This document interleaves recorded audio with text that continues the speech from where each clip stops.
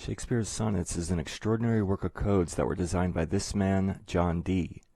The codes are found in the three sections of the sonnets: the cover, the dedication, and the verse, and there are a series of them that are all connected by a Christian symbol.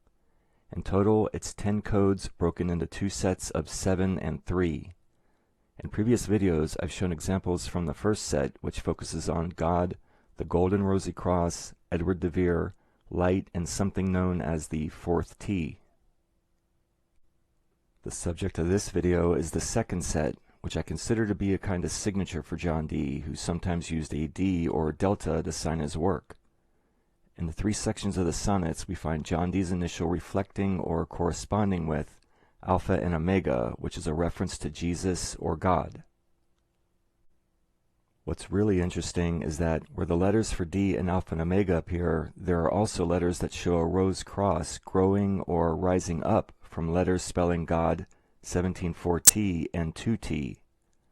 I learned from Alexander Waugh that 1740 is a number used to identify Edward de Vere, the 17th Earl of Oxford, who I believe wrote under the pseudonym William Shakespeare. I'm still trying to figure out who the 2T initials stand for, but we find this same message in the three sections of the sonnets.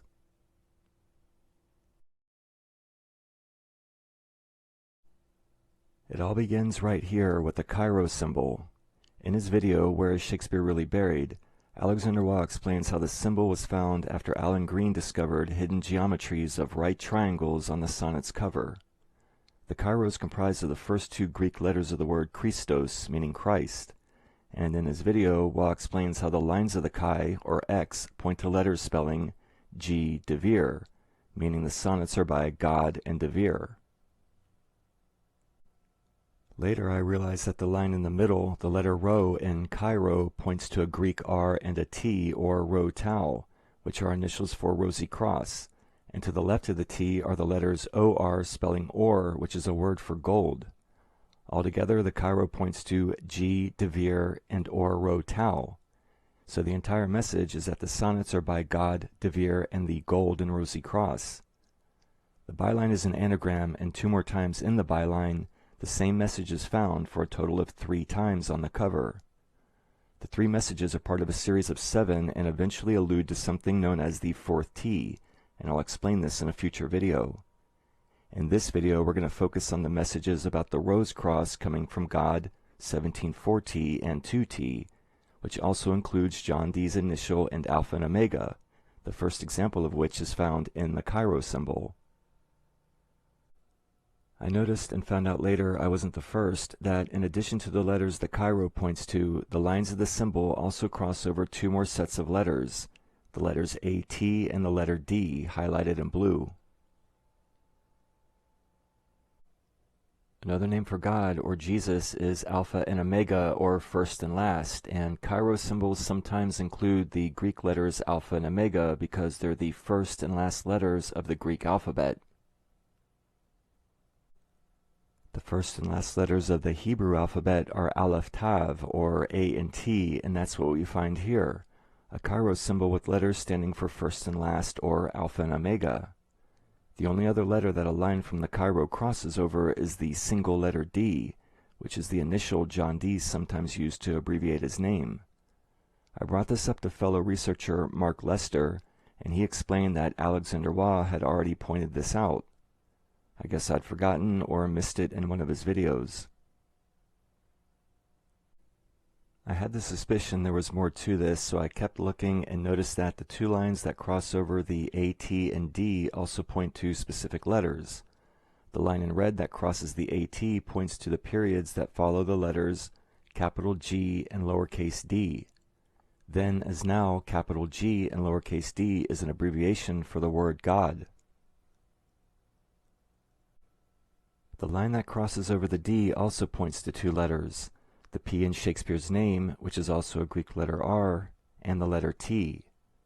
I explained earlier that RT, or Rho Tau, are initials for Rosy Cross, but when that single line in the middle connects the Rho character to the T, it also makes a Tauro cross, or starogram, which, like the Chi-Rho, is a symbol for Jesus.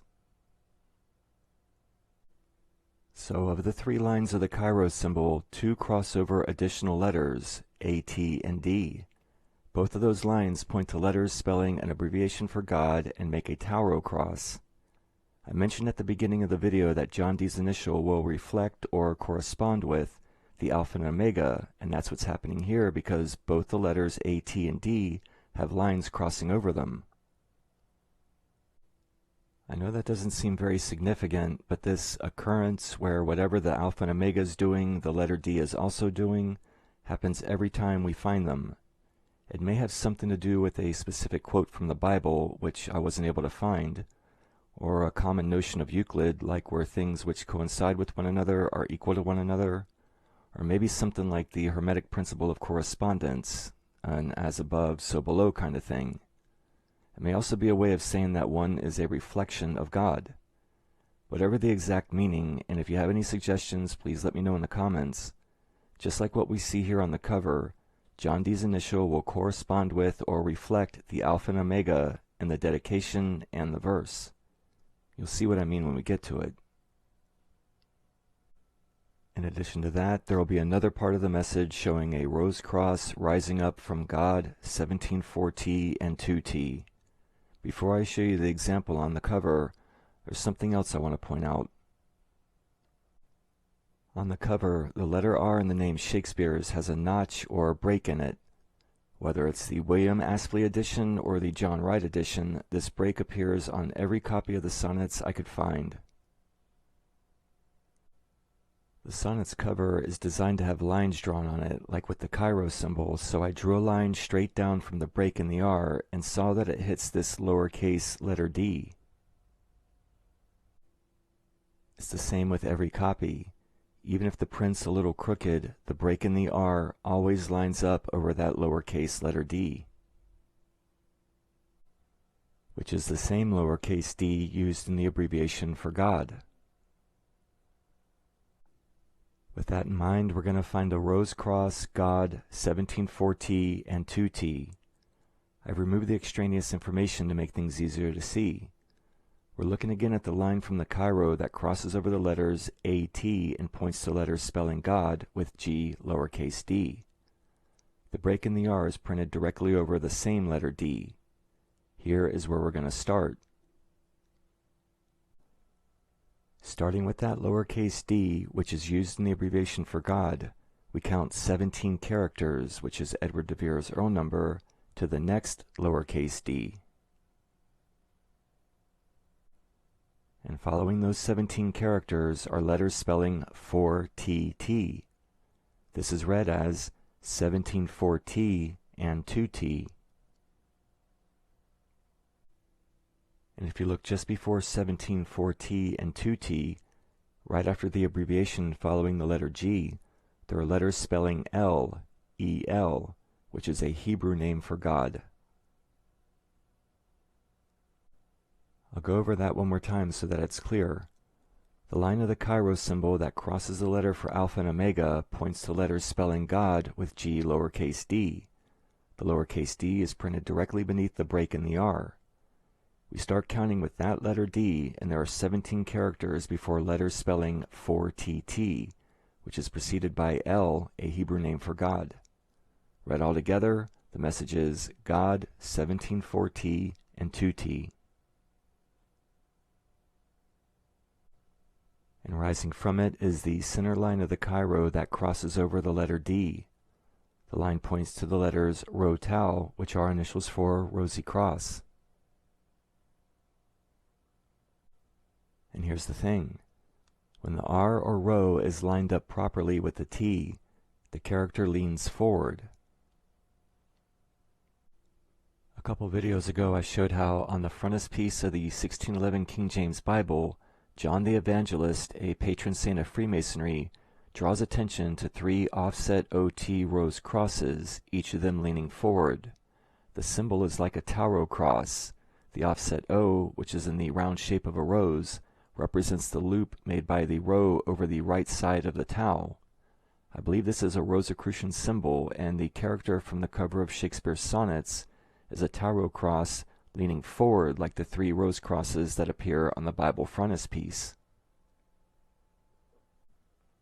Even though that single line in the middle pointing to the letters rho tau looks simple, when this set of messages is read, it represents a rose cross growing or arising from God 17:4t and 2t. What I've just explained isn't random information thrown together. I read the letters that the lines of the Cairo symbol cross over and point to, and counted with Oxford's number 17.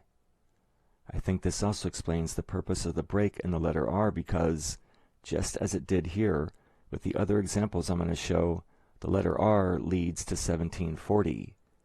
To prove all this isn't random, this same message, D corresponding with the Alpha and Omega, and a rose cross rising from letters spelling God 17:4t and 2t, is going to be found in the dedication and in the verse.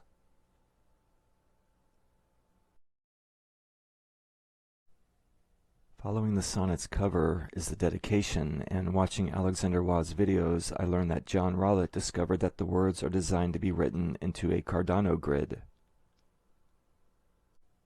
In the grid, messages are found in the form of shapes known as rebuses.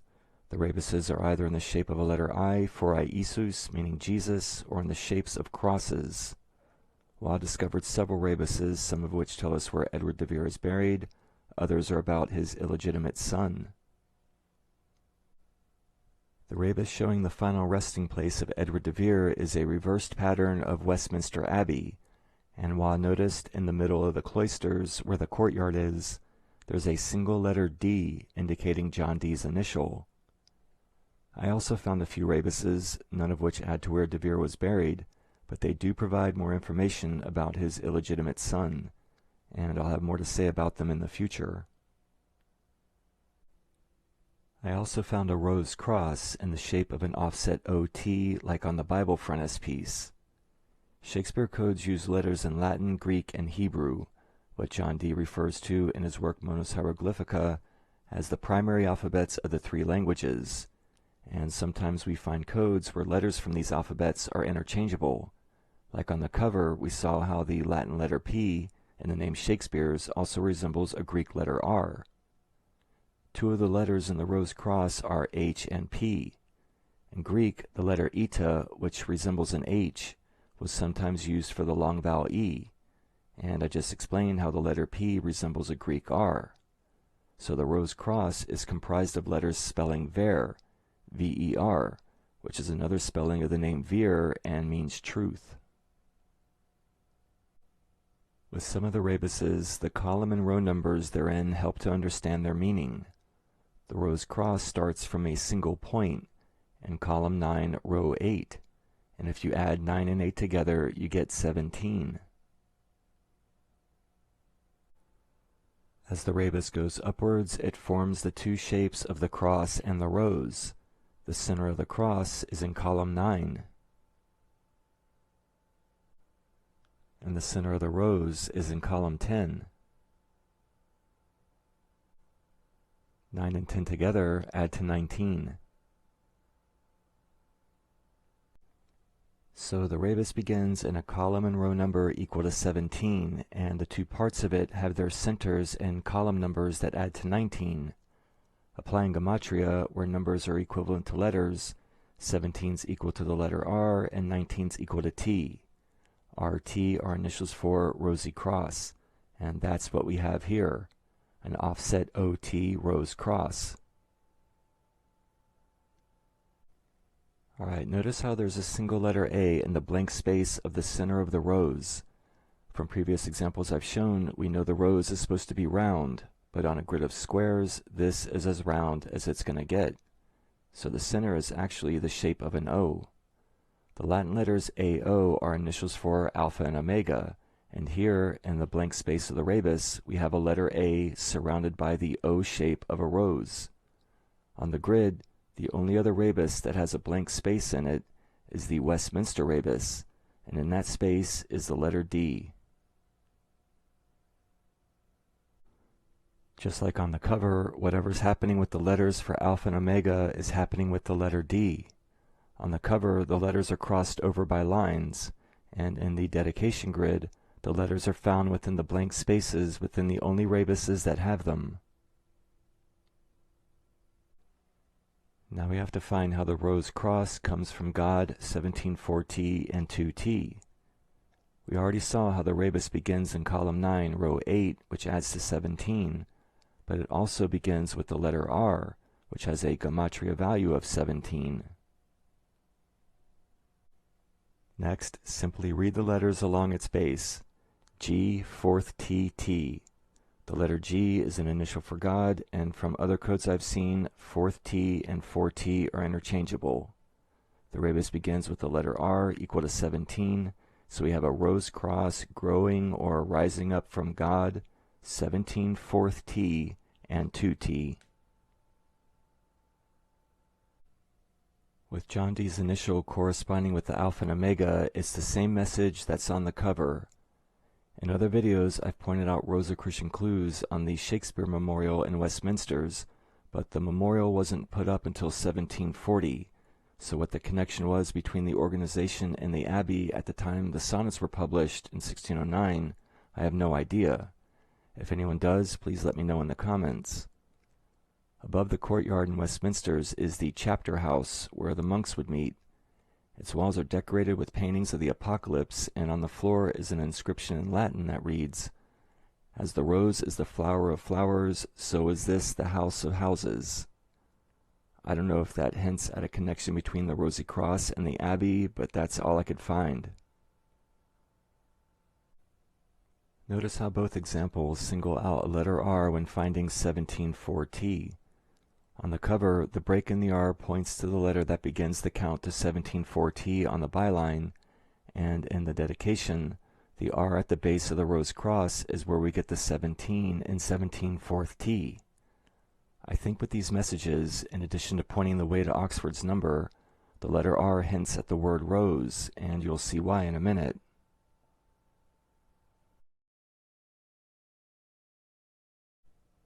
The third and final message is found in the verse. So far, the sequence of the message has began with God, and on the cover there's the Kairos symbol, which is a symbol for God. At the top of the page where the verse begins, there's a double-A headpiece. Much has been written about the possible meaning of these letters, and I can't go into all of it here. I will suggest that, for the Rosicrucians involved in the publication of the Shakespeare works, maybe these letters have something to do with God, whether they stand for Alpha and Omega, Apollo and Athena, or whatever it might be. According to Baconian researcher Peter Dawkins, the double A represents a sacred sign, so could the headpiece above the verse indicate the part of the message that stands for God? Since I'm not sure, I'm going to go with the Kairos symbol on the cover. Alright, so following God, the next part of the message we have to find is 1740. With the prior two examples, it seemed like a letter R helped guide us to the number. Looking at page 1 of the verse, the first word in a sonnet to begin with a capital letter R is rose, which is also the first word in the verse to be printed in italics. Interestingly, the center of the headpiece goes right through the middle of the word. I mentioned earlier that I think R stands for rose, and because the first word on the page to begin with a capital R is rose, that it's here on page 1 where we begin looking for 1740. We've already found God with the Kairos symbol on the cover. I know that the dedication is technically the first page that follows the cover, but we're searching the verse now. With the previous examples, a capital R led the way to 1740, and the first word anywhere in the sonnets to begin with a capital R is rose on page 1 of the verse. Starting here on page 1, if we count both sides of each page, 17 pages later is Sonnet 40, and on page 17 beneath Sonnet 40 we find 2 T's at the beginning of each sonnet. Just like with the prior examples, after God we find 1740 and 2 T's. To prove the T's stand for 2T, if you read the letters that follow, the first spells T-A-W, pronounced tau, the Greek letter for T. The second spells T-H-W. I explained earlier how in Greek the letter eta resembles an H and was sometimes used for the letter E. Applying that here, this spells T-E-W, which is pronounced two. Together these letters spell tau 2 or T2. Alright, after God, 1740, and 2T, we have to find a rose cross rising from them. Above the two T's is the letter O spelled with the letters HW. OHW is pronounced O, like the letter O we find on an OT rose cross, and that's exactly what we have here, because if you raise up the T or tau from Sonnet 40 below, the O is typeset on the right side of the cross arm, making it an offset OT, just like the other rose crosses we've seen. With this third set of codes, I went with the Kairos symbol on the cover standing for God, and began counting to 17 with page 1 of the verse. If someone wants to get really technical about it and say that the dedication is actually page 1, therefore this count does not work, then I think an argument can be made for the AA headpiece standing for God. Whatever the case, the letter R seems to play a role in finding 1740, and following the symbol for God, whether it's the Cairo or the headpiece, the first word in the sonnets to begin with a capital R is rose on page 1 of the verse. 17 pages later, we find Sonnet 40, followed by two T's with a rose cross rising from them. To complete the message, we have to find John Dee's initial corresponding with the alpha and omega. On the page, the first word of the first line is the word eternal.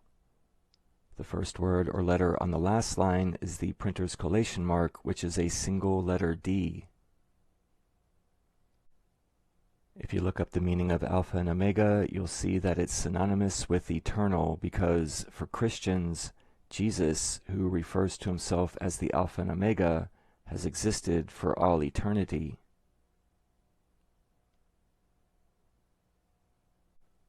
So we have a word synonymous with alpha and omega, and we have John Dee's initial, and both are at the beginning of the lines they're printed on. Like with the cover and dedication, it's another example of correspondence because what the alpha and omega is doing, D is also doing. Everything is here. Whether it's the Cairo symbol on the cover or the AA headpiece on page 1, God leads to 17:4T and 2T, and from them rises a rose cross, and D reflects the alpha and omega. And there it is, the same message found in the 3 sections of Shakespeare's sonnets. Ever since I began working with the sonnets, I've wondered why there hasn't been a reference to John Dee 3 times, and I believe this is it. The work John Dee put into the sonnets is incredible, and this is only a part of it. By simply having the lines of the Cairo symbol cross over the letters A, T, and D, we get a set of messages completely different from the previously known set of God, De Vere, and Gold Rosy Cross. I'm not exactly sure what the difference was between the Golden Rosy Cross and the Rosy Cross, but it's believed by some that the prior met in London in 1570, which was 40 years before the Fraternity of the Rosy Cross announced themselves to the world. I believe the Tau cross leaning forward and the offset OT are Rosicrucian symbols. With each example in the sonnets, the rose cross grows or rises from God 1740 and 2T. What I think this means is that the London branch of the Rosicrucians came from or were inspired by God, Edward de Vere, whose number is 1740, and whoever the initials 2T stand for. Another reference to the initials 2T is found in the dedication. Vince Galloway figured out that when the first and last letters of the opening lines are read, they spell TT map by DSF, which could stand for sub phenom, meaning that Dee made this towards the end of his life. The map refers to the dedication grid and something else that Wah explains in his videos, which is a point on the cover of the sonnets showing the exact location of Edward de Vere's grave. Another message in the dedication discovered by John Rollitt, which I've shown many times before, refers to Edward de Vere as the 4th T. And in the next video, I'll show how, starting again with the Cairo symbol, there are 7 messages that are structured in such a way that I believe allude to the meaning of the 4th T. I'll have it posted when I can. As always, thanks to Alexander Wah, to the work of Alan Green and John Rollitt, to Mark Lester for having to deal with my email ramblings about some of this, and to you for watching.